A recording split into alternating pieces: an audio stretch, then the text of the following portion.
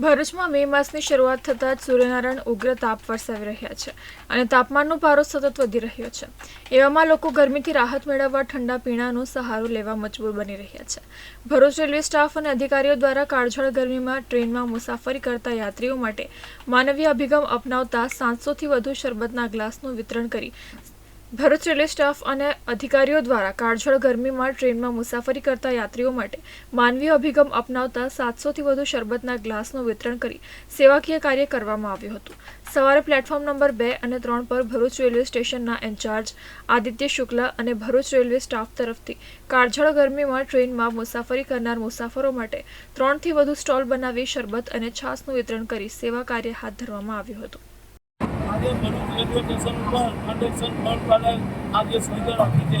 જે યાત્રી છે મુસાફરો છે આ દેશભર ગરમીની અંદર અમે ભરૂચ રેલવે સ્ટેશનના બધા કર્મચારીઓ મળીને અમે રેલવેના અધિકારીઓ મળીને આ જે મુસાફર છે એમની સેવા કરી છે।